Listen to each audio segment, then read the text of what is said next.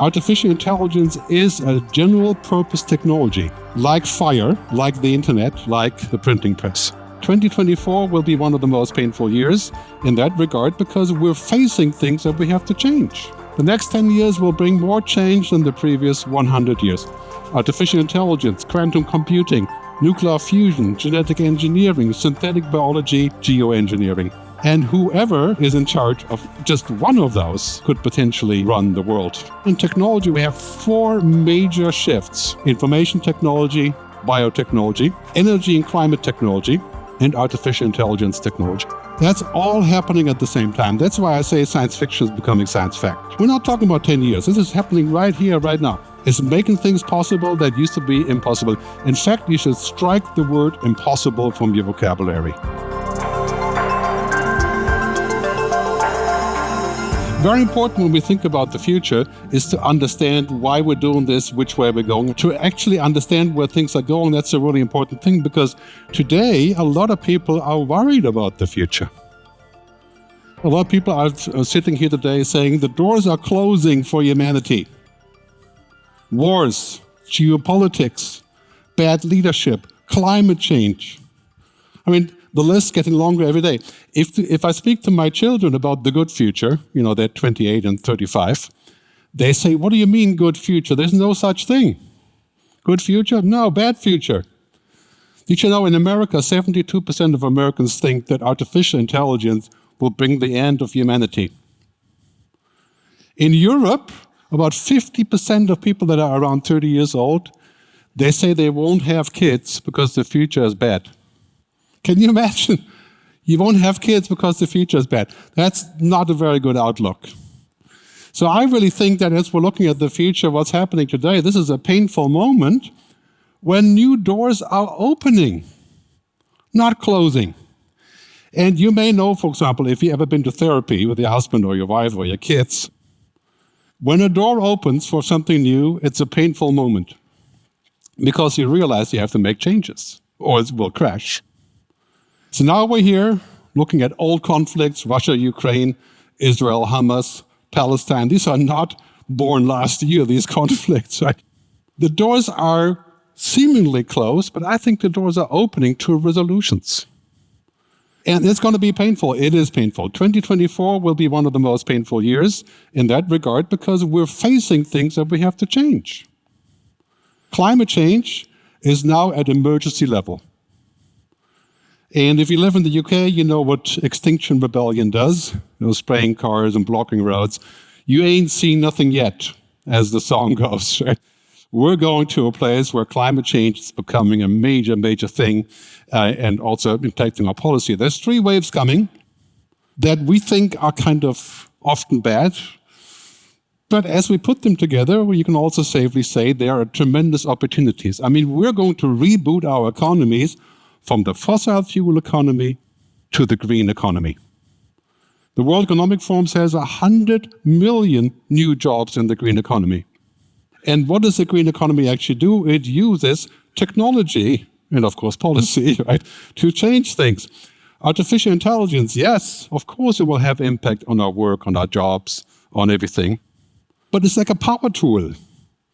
Artificial intelligence is not a human in the box, not yet. And probably shouldn't be. It's a power tool. And a person with a good tool will always beat the person with a bad tool. Will a good tool beat a person by itself? Possibly in the future. Right now, that's not a major concern, even though, of course, we could employ it in such a way, for example, in the military. The last one, synthetic biology. Now we're learning to make things as if there were in nature, engineering things like artificial earlobes and dental implants and biofuel. And in your business, mining, energy, we're going to fly with fuel that is not from oil. Quite some time off, though, of course. There's big discussion as to when exactly that will happen. But these are gigantic opportunities. Just one example, biotechnology.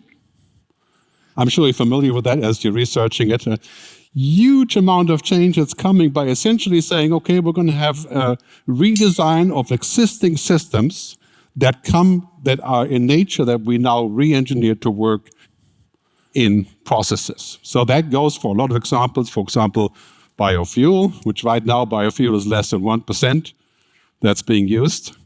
If we can bring that to 10%, that's a big step. 50%, then we're in a whole different world. We're going to have stuff like spider silk, where that can be printed to be harder than any material ever known to man. That can now be done in a factory. And the last one, cultured meat. I know you think that's disgusting, right? It's like meat grown in a lab. But I tasted it 3 years ago. I could not tell the difference between that and a real burger. I mean, I'm not an expert, but Bill Gates has invested Richard Branson, and they're both saying in 10 years, this meat, parenthesis, being meat not from dead animals, but from the lab, but still from cells from the animal, right? This will be 1/10 the price of regular meat. That's how we're going to feed people? I mean, think about that for a second. That's a huge cultural shift, and all of these things are happening at the same time. So it's fair to say that science fiction is becoming science fact. Not all of it, but today we're sitting here and we're saying, okay, let me send the WhatsApp to people all around the planet. In a year from now, we can send that same message with a video in Chinese or Arabic on demand as well. And it'll be quite good, not flawless, but quite good. So in this world, we have people saying good future, bad future, but Kevin Kelly, the chief maverick of Wired magazine and a great futurist the last 30 years, he said something really important the other day. He said we should be optimistic, not because we have less problems. And that is true. We don't have less problems, even though it appears that way sometimes that we're getting to the end of them, but because our capacity is larger than we thought. We have lots of problems, but our capacity to solve is mind-boggling, truly mind-boggling. Digital twins in factories, new kinds of energy, 3D printing. I mean, these are things straight out of science fiction. Now, Spotify, for example, is a great example for science fiction becoming science fact. 80 million songs now on Spotify that I can put on the push of the button for 10 euros or something. That used to be 10 euros for half a CD, 10 years ago. I mean, think about the progress there. Our capacity to solve is larger. The only thing that we're missing here is not science and technology. We have that. I mean, it's explosive. If you're looking at battery technology, every week there's a major breakthrough. I mean, very soon the cars that are, measly 300 or 400 kilometers when it's cold outside on like a new BMW or a Mercedes, very soon will be 1,000. In 3 or 4 years, it'll be 2,000 kilometers. In 10 years, it'll be 10,000 kilometers for one loading of the battery. And you'll be always loading the battery while you're driving or stopping. Huge paradigm shift. And the cars, to fix the car, you'll pull into a garage, and the bots will come up and do the maintenance in 14 seconds. So as we look at those two poles, the good future and the bad future, we have clearly a lot of worry about automation and AI impacting jobs, leading to job loss. That's sort of the dark side of that, right? Believe it or not, of course, there's a bright side, which is the other side, the blue slide here, showing that every time we have a major technology breakthrough, we have increases in new jobs. Every time. Will that be true for AI? I don't know, but we'll talk about it a little bit more later. But look at what's happening here, for example, in the area of professionals and managers. Having AI will lead to new jobs that haven't been previously discussed. Just one example, social media, as good or bad as that may be, has led to the creation of 21 million new jobs. 21 million. That jobs didn't exist 14 years ago. Now, in the US, President Biden just declared the creation of a climate corp, right? Basically like the Peace Corps for climate.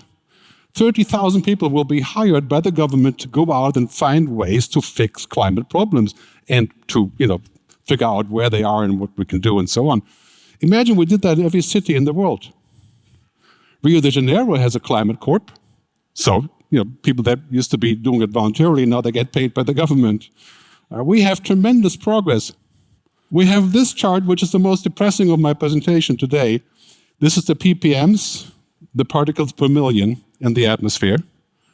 Despite all of the agreements and all of the meetings, all the COPs I went to and everything, we have not made a real dent in this. You could say that's borderline depressing, right? Because it basically hasn't done anything. But on the other side, we have this curve showing that now it's possible to get energy from renewable energy cheaper than from coal, like in India. In many countries in the south, of course, that's a really good alternative. And now we have nuclear fusion, which is another topic. So we can safely say, yes, that's true, it's depressing. But here, solutions. We have to decouple emissions from the growth of GDP. That's the mission. If we're going to ask for less growth of GDP or degrowth, I think that's probably a good idea for some things, but generally not a very human idea. That's just not what we do. It's a tough sell to degrow. I think to degrow cruise ships, for example, not have more cruise ships, probably a good idea. But generally speaking, we grow, we have kids, we make noise, we create emissions. This here is a chart showing decline of democracy around the world. And why is that? Well, a lot of people say because in social media we don't hear the truth. And that's 50% of what people do with news now. They go on social media. I mean, this is not a very positive chart. On the other side, again, to show you the good part, artificial intelligence is going to lead to huge increases in GDP. Basically $17 trillion. Some people say if we keep using AI to facilitate processes, make them more efficient and faster without getting into rocket science here or sort of the panacea concept or general intelligence, well, we could probably triple GDP in 20 years. Think about that. I mean, if we can have the rising tide float all boats, right? So the rising tide of GDP doesn't just float our boat in the developed countries or the top 10% of the world, which are here today and that we belong to, but 90% of the world, think about that difference that will make in developing countries. So we have this dichotomy between those two things. And what we have to realize is we don't just have artificial intelligence when we talk about the good future. We have 6 different things happening. The next 10 years will bring more change than the previous 100 years. Artificial intelligence, quantum computing, nuclear fusion, genetic engineering, synthetic biology, geoengineering. And whoever is in charge of just one of those could potentially run the world. I mean, this is why we have this kind of arms race about AI and computing. So we have to collaborate. The biggest thing today, of course, is machines that can, well, that's a very bad word, think, right? Machines don't think. Machines are binary. They calculate. They make us believe like they're thinking. And that is actually very useful because it's a certain kind of binary thinking, if you wish. But humans are not binary. If I meet you later and we have a conversation, it takes an average of 0.4 seconds to have one human gauge the other human. 0.4 seconds without saying a single word. Computers don't do that because they don't smell you, they don't get the vibe. None of that happens with computers. Computers look at data, explicit data. My Facebook profile says, oh, Gerd likes the Bahamas, whatever, to run ads. But that's not all there is. Logic alone, data alone will not suffice here. I'll talk more about that later when I speak about this, but basically what's happening here is that in this world, 3 revolutions are happening at the same time. The digital revolution, mostly about AI now. The sustainability revolution. This is truly a revolution. This means revolution in the sense of the French Revolution. If you're in the business of selling dirty energy, in 10 years, that's considered a crime zone. I mean, it's as simple as that. There's no wonder, of course, oil companies want to change because they're in a zone that's very difficult. It's also very difficult to change because of the revenue flow. $2 billion are made in profit in oil companies every single day. That's a hard one to beat when you're thinking about sustainability. So this is 50x of digital. In fact, Big Blue, which is not IBM, but technology, and Big Green go together. These two are the biggest opportunity right now on your turf of process automation, all of these things, because it's about using different energy, having better processes, making everything smart, making everything safe. There is such a huge pile of things that we can do without going to ex machina. In fact, we don't need the AI to be ex machina. We don't want the AI to be. We want it to get the job done. That's it. Competence.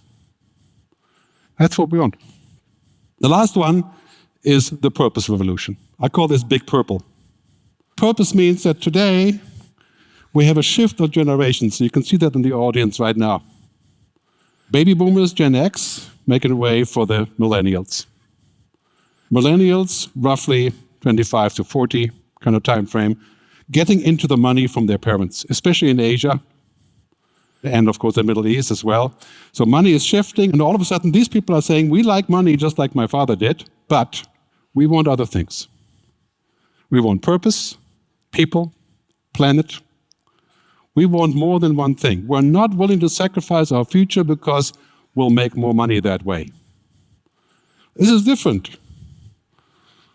And we have to get used to that. I think my kids are saying, is this company a good company? I'm going to buy my hotel room from these guys. Can I trust them?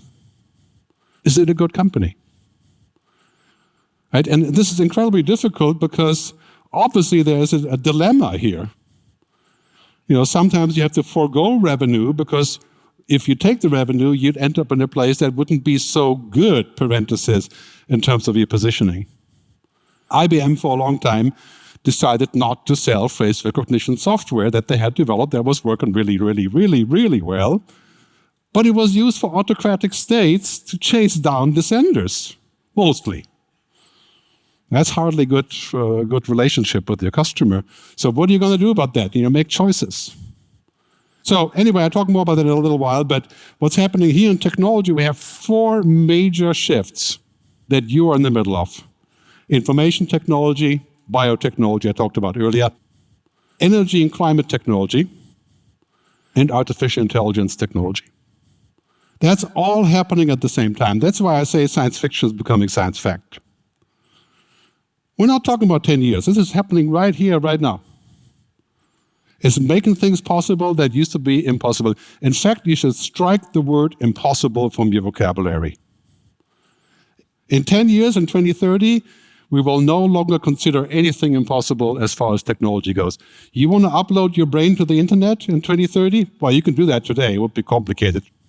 Just ask Elon Musk. But in 2030, we can do that.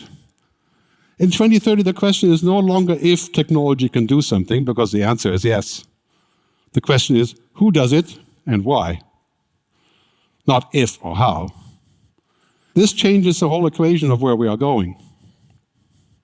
If you're looking, for example, at sustainability, now we have the climate technology curve, where every day there's a major announcement of some investment shifting in that direction. The CEO of BlackRock, the biggest investor in the world, really said the next 100 unicorns, billion-dollar companies, will all be in climate technology. All. Battery technology, green hydrogen, waste to fuel, fuel cells, agricultural software, this goes on. And this is happening right now. And artificial intelligence will drive this even quicker. So this is entirely real. I always say, quoting Obama, yes, we can. Well, we have to make some pretty hard decisions. They're hard decisions in terms of policy, but clearly this is going to make money, not just cost money. We always think of the Green Revolution as costing money. Of course it will cost money to do things better. But in the end, we're building a new industry. 100 million new jobs. This is not something to sneeze at. So, you heard it here first, green is a new digital. That's where everything is going. And so this becomes as normal as 20 years ago, the internet itself. Now it's like, okay, everything is sustainable and so on. That's becoming a major thing. So remember this color scheme, right? Big blue, technology, big green, sustainability, and big purple, human, purpose. And when we look at this, we have to say, well, clearly, we always think of the future as being sort of like today, just faster, better, cleaner. But no, that's not true. The future isn't like the present, just faster. The future is not an extension of the present. So however you're doing your business today, you're not just going to be faster, more efficient, make more money tomorrow. You're going to be fundamentally different. Look at the car industry.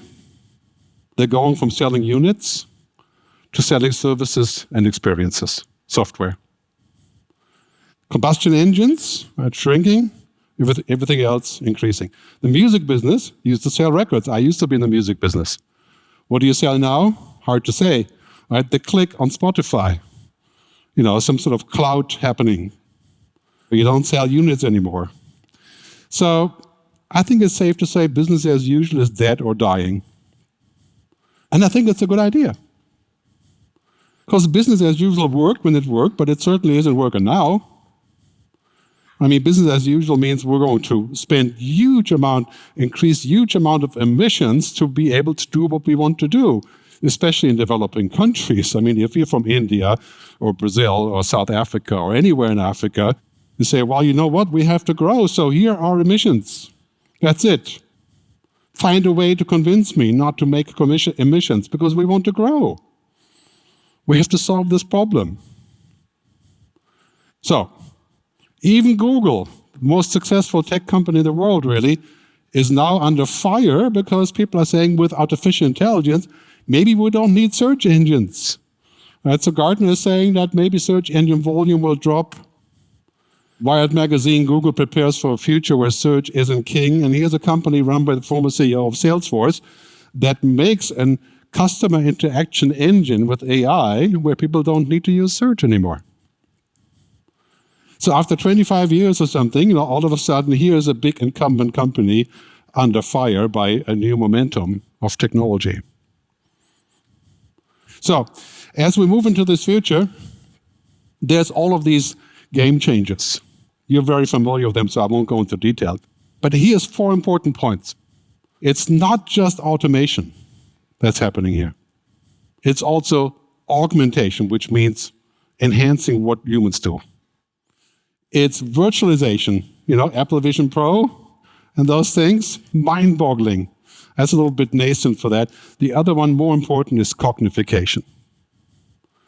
Computers are no longer stupid. Some of them are still very stupid. But generally speaking, we can say we're getting to cognify processes. And that could lead to automation, but not necessarily. Even making a process smarter is a big gain. Like prediction, RPA and so on. Very, very big things are happening here in that regard. For example, you can see in robotics, we're finally able to actually use robots. This is a video from MIT showing what robots can do. They can pick up your bike, they can they can shave your face, they can put up the dishwasher. I mean, they can do all the things that, used to be very difficult for a robot to do. And now that is entirely possible. That's just a glimpse of what we can do now with robotics. And then, of course, we have robots unloading the truck. This is DHL. I mean, it's still like, okay, that robot will cost you, 500,000 euros. Hardly very efficient for unloading a truck, But, hey, I think that's the future. And now robots can play football. Fußball. I mean, better than a human. So, again, these kind of things 10 years ago, everybody would have gotten killed on the playing field. So all that stuff is happening in a truly mind-boggling pace. So, important to realize what's happening, 2 things. Human augmentation, this is my favorite. Brain-computer interfaces, virtual reality, mobile communication, language translation. These are things that augment humans. They will make us work differently, faster, more efficiently, and, above all, with more fun. So a lot of the monkey work, donkey work, commodity work, right, could be removed. If your job is 95% routine, then you have a problem. I mean, that's obvious. I mean, if your job is to actually be one of those icons, you have a problem. Automation follows after this. But here's the thing about automation. Not everything that can be automated should be. And basically, we should automate maybe as much as necessary, but not more. And the idea, for example, when you're talking about knowledge work or decision making, to program something and then kind of forget about it, like we do in the factory or so, that clearly wouldn't work here, like self-driving cars and so on. So important things here, as we're looking at automation in these industry, mining, energy, and so on. This is an image, by the way, generated by DALL-E, ChatGPT, and beefed up with some animation by Runway. As we look at this, very important trend that we see here, we're going away from technologies that extract, whether that's social media extracting from us, or oil and gas extracting, to technologies that create. Think about this for a second.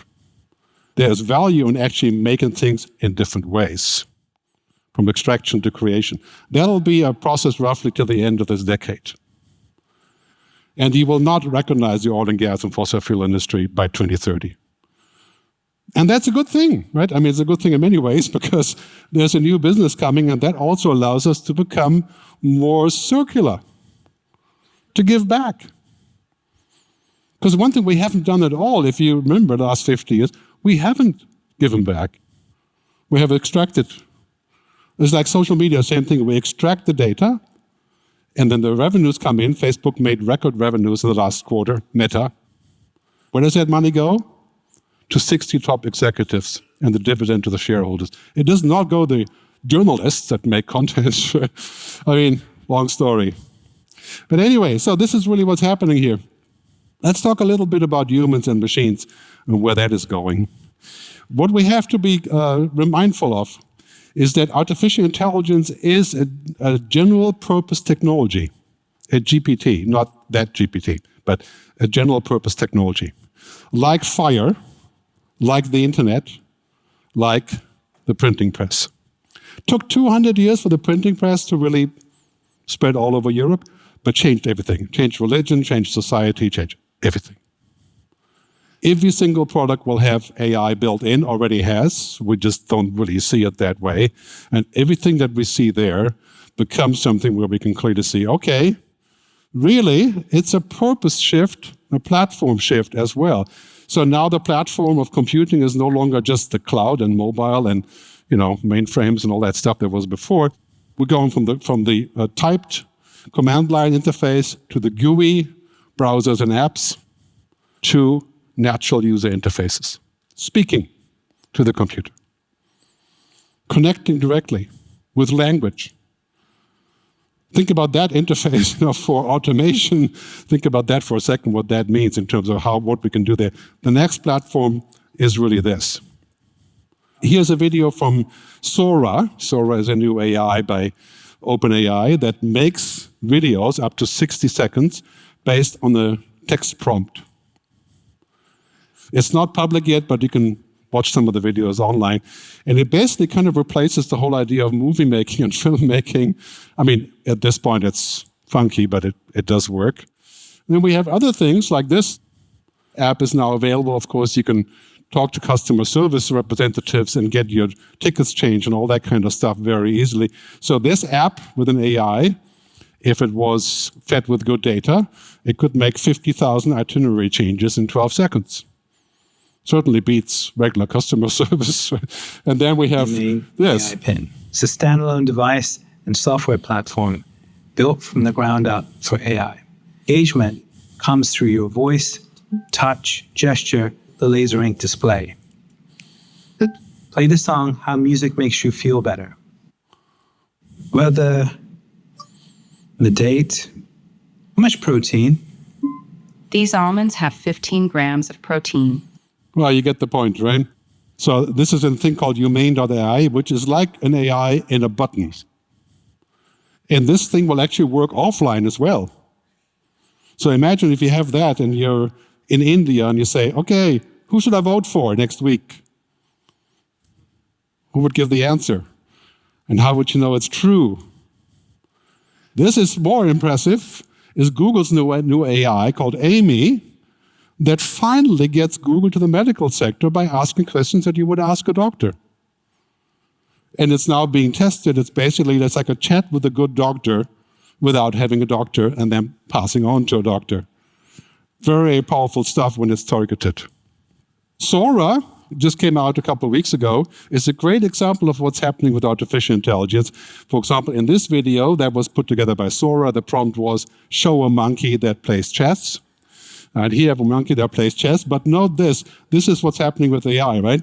The chessboard has 3 kings and 7 fields. Yeah, okay, so accuracy, no. Yeah, funny, yes. And this video made for an underground expedition for a science fiction movie put together by an AI. Think about how you can draft and storyboard a motion picture in the future. And this last one has sound made by 11 Labs that is actually making the sound to the videos of Sora, putting together the sound that allegedly go with what you see there. So your next corporate video may be made, at a computer like this in 14 seconds and overdubbing the voice of Obama, I guess, if you wanted it to be there. I use this all the time, and when not here, but on the computer usually, and then I drill deeper and I ask follow-up questions. I get some really juicy marvels, that I use for my presentations. So what it does, it doesn't replace me to my research. It gives me a larger tool to do better research. But I still need my own judgment. I still need to put my own thoughts into it. So it's not really a replacement tool, it's more like an enhancement tool. So can we say in the future that every application will have an AI search field in it? Probably true. Every application. Whatever you're doing with your digital twins or applications, it will have a field in it that says, now we can query in different ways. And now you can do that, of course, on your own data. That's where it becomes interesting, called custom GPT. So you can look at your own data and query that inside the firewall. Think about that, what that would do for sales or marketing in terms of finding leads. What does it mean for humans and jobs? Now, this is the number one thing. Routine. Artificial intelligence will impact our tasks and therefore also our jobs, but it will not do away with our jobs per se, right? It will do away with our routine. Not all of it. And we always think of routine as something that is cut and dry, but it's not. Driving a car is routine for us, more or less. It is not routine for a machine. Finding a loved one, getting married, is routine for some people. But by and large, that process, for example, in India, of course, marriages are arranged, and now AI is also arranging marriages. But there are lots of pieces to this puzzle where routine isn't so obvious. And as we're looking at this, we have obvious, manufacturing routines, and basically the end of routine is coming. And of course, the really the worst or the best part is this: routine knowledge work. I'm talking about your work, my work. Not routine factory work. We know that's coming. That's everywhere. We're talking about knowledge work. Finding information, retrieving stuff, fact-checking, doing non-disclosure agreements, legal compliance, yada, yada, yada. Monkey work, parenthesis. All of us do commodity work. I do a lot of commodity work. I want to get rid of it. Some commodity work I should stick with. If I'm a lawyer, I'm doing legal work, checking on the veracity of a claim. I want to make my own judgment. Or when I'm cooking, I prefer to do my own thing. I don't just follow the recipe. But stupid stuff like checking on the sources and making sure it's, the numbers are correct and all, you don't have to learn Excel anymore. You just speak to the AI. So you make a super complicated spreadsheet with their revenue flows for the last 5 years, compare them to the future. They can already do that. Chart here from Goldman Sachs saying 46% of office and admin support, 44% of legal will be impacted by artificial intelligence. Do you believe that? Well, I would say, yes, but. And here's the but. The but is this. Do we have self-driving cars? Elon Musk, 2011, will have millions of self-driving cars in every city in the world. The following year says, next year. And then next year. But yes, we do have kind of self-driving cars, but they're not everywhere. And to drive like a human is incredibly difficult. And do we really want it? We want the car to help us drive. I think that's much more important. Not necessarily replace us, but, depending if you have a new city, like Neom in Saudi Arabia, yeah, you can have self-driving cars because you won't have other cars. And it's kind of the same with routine jobs. So it's not that clean cut in terms of when that happens. But what is for sure, if you work like a robot will take your job. Tell it your kids. You learn like a robot, you'll end up working for the robot. We have to do the opposite of robots and machines. What is the opposite of machines? Ingenuity, imagination, intuition, compassion, empathy. Hard for a machine to get to that point. We have to move up this pyramid of work. And this is why you're here. You're not here to learn facts. Facts are facts. Yeah, you can do that at home. Data, information, intellectual knowledge. We're moving up the pyramid to the other pieces of this Maslow-type pyramid. Deeper knowledge, tacit knowledge, understanding, wisdom, intuition, imagination, consciousness, human agency, spirituality, yada, yada. Hard to do for machines. That's our future jobs. That's why you're really here. You're here to back up your deeper knowledge, your tacit knowledge, your quiet understanding. That's why you're really here. And that's, I think, the future of work. So moving up that pyramid. And yes, the truth is, in the end, there'll be some people who can't move up that pyramid. They're either too old or unwilling or overpaid, as in the case of Switzerland, where I live. Yeah, there's lots of reasons for that, and we have to help them. There's just no way around that. We can say, well, if you're a taxi driver, move up the pyramid and become a philosopher. Yeah, good luck, right? It doesn't work that easily. So we have to think about those possibilities as well to see what's going. And of course, what's happening with AI, you know that Mark Andreessen said a long time ago, software is eating the world, 2011. And that is so true. Everything is software now. As Lowell was saying earlier, right, this is now becoming software rather than boxes on the edge. And now, AI is eating software. I mean, AI is software also, of course, right? But now everything that used to be software is becoming AI. It's interesting. Everything is becoming cognitive. It's this kind of thing where you say, okay, our techno-optimist, Mark Andreessen, he wrote a manifesto called the Techno-Optimist Manifesto. He's the investor behind many hundreds of companies, one of the biggest investors, founder of Netscape and so on, big figure in Silicon Valley. He said the other day this, no material problem, including those caused by technology, cannot be solved with technology. To that I would say, yeah, that sounds interesting, hopeful, but not true. I mean, as much as I like Mark's work, we have lots of problems that are not fixed with technology. We have, in fact, problems that are zoomed out and exacerbated by technology. We need a little bit more than that. And then he says, we're going to always move this up to have this capital upward spiral has to be continued. I think this is a real problem. We have to think a little bit beyond this, to think about the purpose. I don't want to live in a world where it's this. Because, in the end, that wouldn't work for us. We're not like this. So we have to find a compromise. We have to keep the human in the loop. We have to keep control. This is the other thing. I don't want a black box system deciding on my cancer treatment if I had cancer. I want to understand what it is. It has to be accountable. So bottom line on this is, a world like this, that is run by intelligent agents doing things, machines don't think. Not like we do. They think in their own way. And that's all I want them to do. They're binary, zeros and ones. Machines don't understand. They understand the data. But the data isn't all there is to it. As you know from automation, it's not that simple. You just feed in the data, say, yes, automate, boom, done. It's not quite like that. Machines don't care. So that part is ours. I think ultimately, logic alone is not enough. Pure intelligence can be very dangerous. That's also why we're here, and that's why you're doing the job that we're doing. This is why we will not become superfluous, because that's what we know how to do, to bring the context, to bring the human part to it.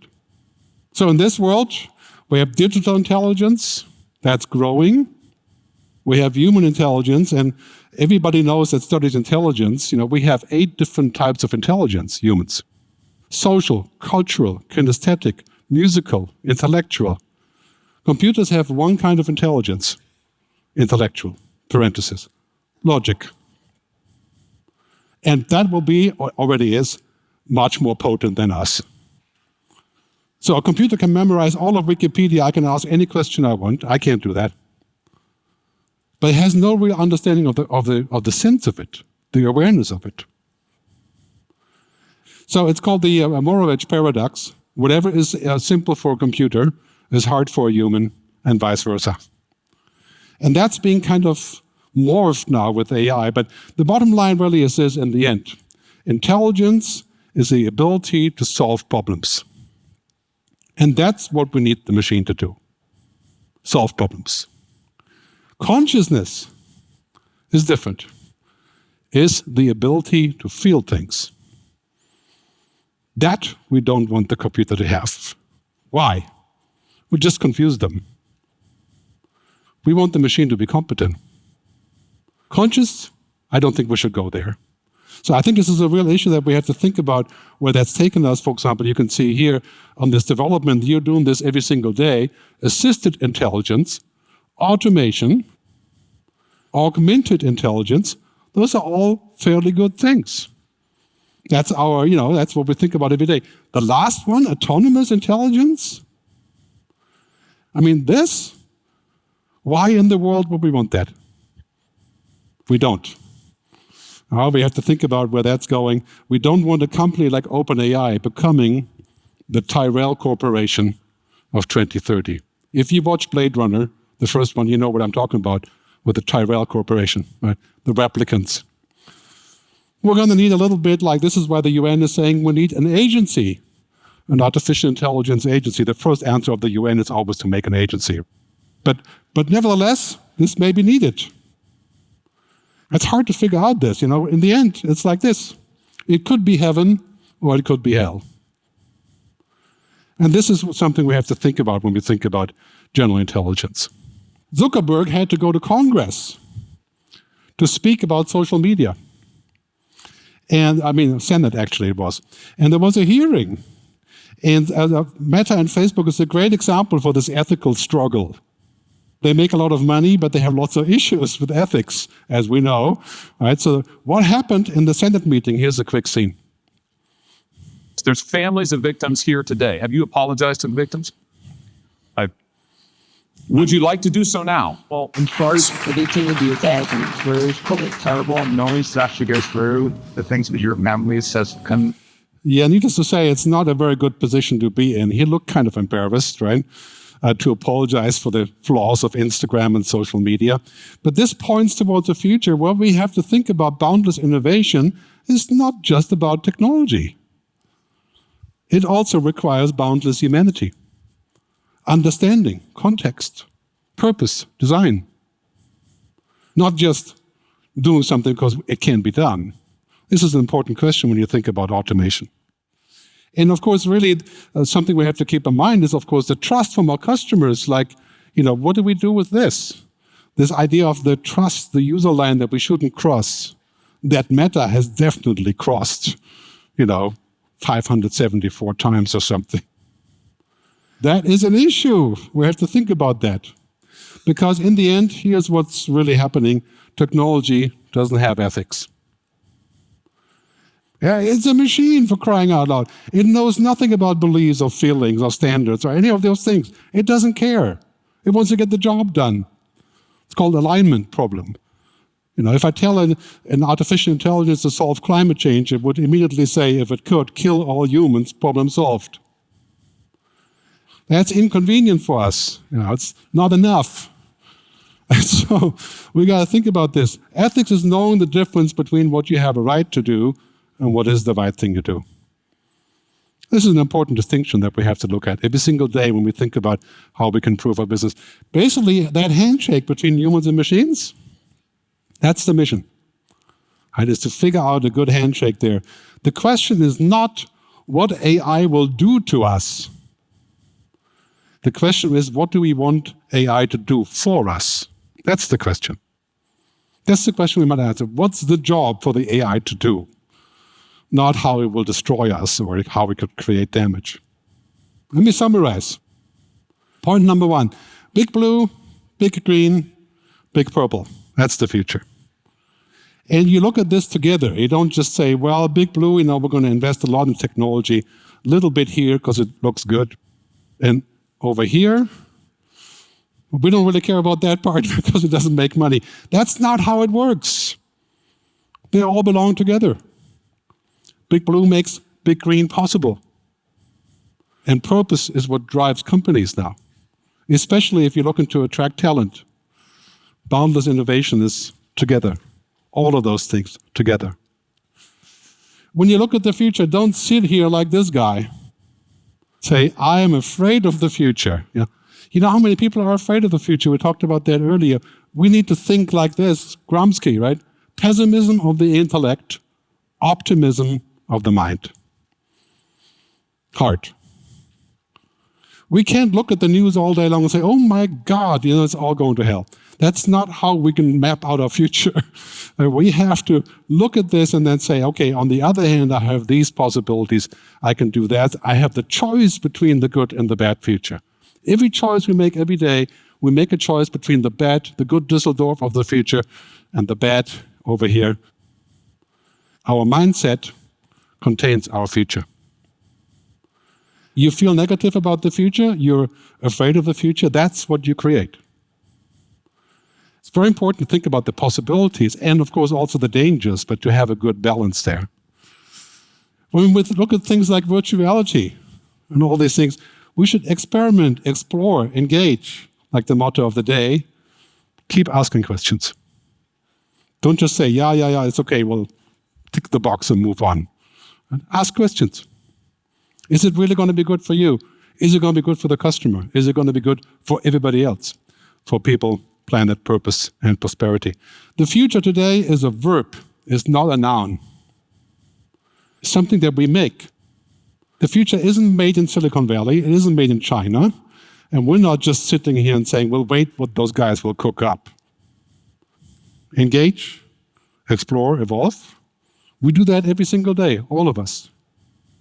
Mark Benioff, CEO of Salesforce, said the other day, we need to get to the future ahead of our customers and be ready to greet them when they arrive.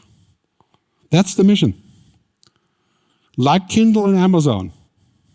The customer isn't going to come to us and say, we need this AI to do the following because they don't know. It's our job to figure out that stuff before they get there, but not 50 years before. Like the metaverse. Everybody needs the metaverse, yet turned out to be hot air. Meta-air, you could say. Go bold, as the event shows. I've looked quite a bit at the Emerson videos before this. But to go bold means to have courage. Courage means to want to risk something. And to go bold also means to need support inside of the organization. To have authority. But if you work for an organization where you have no authority, how are you going to be bold? You can be bold on your way home from work. You got to think about that. You need support, and that needs to be brought in from the top. Going bold means to go together. We need good leaders, but as the Song of Birds shows, not just one leader. There's a different mechanism in place here. How we work together, how we go together. So last but not least, to build the future, very important part, the future is better than we think. Keep that in mind, because the future has a bad reputation today. But as we're sitting here talking about automation and technology, the future can truly be amazing. We just have to make the right decisions. In my book, Technology versus Humanity, my last book 7 years ago, feels like just yesterday, this is the headliner: embrace technology, but don't become it. Because when you become technology, you're a commodity. Stay human, stay creative. Thanks very much for listening.